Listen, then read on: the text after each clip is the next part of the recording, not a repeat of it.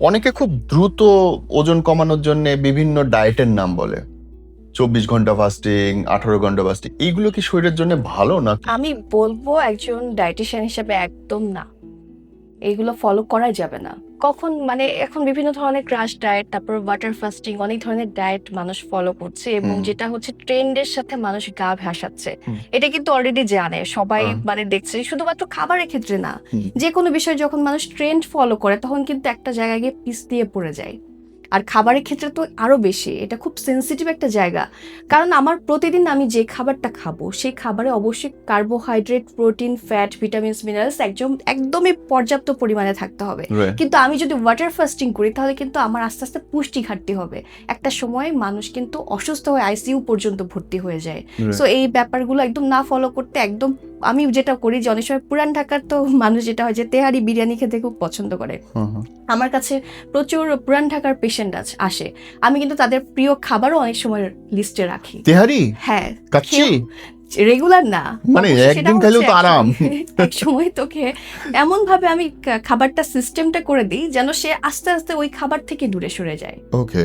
তো এটার একটা সিস্টেম আছে খাবারের, সেটা হচ্ছে সকাল, দুপুর এবং রাতে। আমি যেটা এটা সবাই তো বলে থাকে, সেটা হচ্ছে সকালে খাও রাজার হালে, দুপুরে খাও প্রজার হালে, আর রাতে খাও ফকিরের হালে। আসলে বিষয়টা যেমন সত্যি ঠিক তেমনই আরেকটা কথা বলবো যে আমি অনেক সময় 2 বেলা ভাত দিয়েও মানুষকে ওজন কমাতে দেখেছি। মানে আমি কমতে দেখেছি। আমি যেটা করেছি যে আমি সবসময় আমার কাছে যে মানুষ প্রথমবার আসে চেম্বারে, আমি ফার্স্টে যেটা করি তাদেরকে আমি বলি 2 বেলা ভাত খান। তাতে ওজন কমে? অবশ্যই কমে, অবশ্যই কমে। কেমনে ডাক্তার? এটাই তো সিস্টেম। সেটা হচ্ছে যে সবাই যেটা করে ভাতের সাথে বা রুটির সাথে আগে ভর্তা ভাজি মাখিয়ে খায় না, আমি বলি যে উল্টো কাজটা করো। প্রোটিন দিয়ে খাবারটাকে শুরু করতে হবে। ভর্তাগুলো দিয়ে আগে? না, প্রোটিন মানে আমিষ জাতীয় খাবার, মাছ, মাংস বা ডিম ফার্স্টে 2 বার মুখে নিয়ে চিবিয়ে খেতে হবে। তারপর ফাইবার, শুধু সবজি বা সালাদ একটু 2 বার মুখে নিয়ে চিবিয়ে খেতে হবে। তারপর ভাত বা রুটির সাথে নিজের মতো করে মাখিয়ে খেলে আস্তে আস্তে খাবারের যে ক্রেভিংসটা সেটা কমে যায়। বাট হ্যাঁ, ডায়াবেটিস পেশেন্ট এবং যাদের কিডনি সমস্যা আছে বা সিকেডি পেশেন্ট, যারা ক্রনিক কিডনি ডিজিজ যাদের আছে, তারা কিন্তু এই সিস্টেমটা ফলো করতে পারবে না। ওই যে শুরুতে যে কথা যে চোখের রং, হাতের ফিঙ্গারের দাগ মিলছে না, খাবারও কিন্তু একজন আরেকজনের সাথে মিলবে না। বাট আমরা বেসিকটা সম্পর্কে জানতেছি। বাট এটা খুব মজা পেলাম যে 2 বেলা ভাত খেয়ে ওজন কমানো সম্ভব, if you know the technique. হ্যাঁ, অবশ্যই। ও ইয়া। আচ্ছা, আরেকটা ঝামেলা, ওজন সামহাউ কমানো গেছে, তারপরে দেখা যায় যে ওটা ধরে রাখতে পারছে না, পটপট করে আবার বেড়ে যায়। এটার কারণ তো অবশ্যই আছে। এটা খুবই সুন্দর চমৎকার একটা কোশ্চেন করেছেন আপনি। এটা আসলে এটার কারণ হচ্ছে যে স্টাক হয়ে যাওয়া যে ব্যাপারটা। স্টাকটা এই জন্য হয় কারণ আমার রেগুলার ফলো আপে থাকতে হবে। আমি যে ডায়েট চার্টটা ফলো করছি, আমি যখন ওজনটা কমানোর জন্য আমি একটা ডায়েট চার্ট ফলো করব, যেমন ধরেন আমি এখন 1400 ক্যালোরি একটা ডায়েট চার্ট ফলো করছি।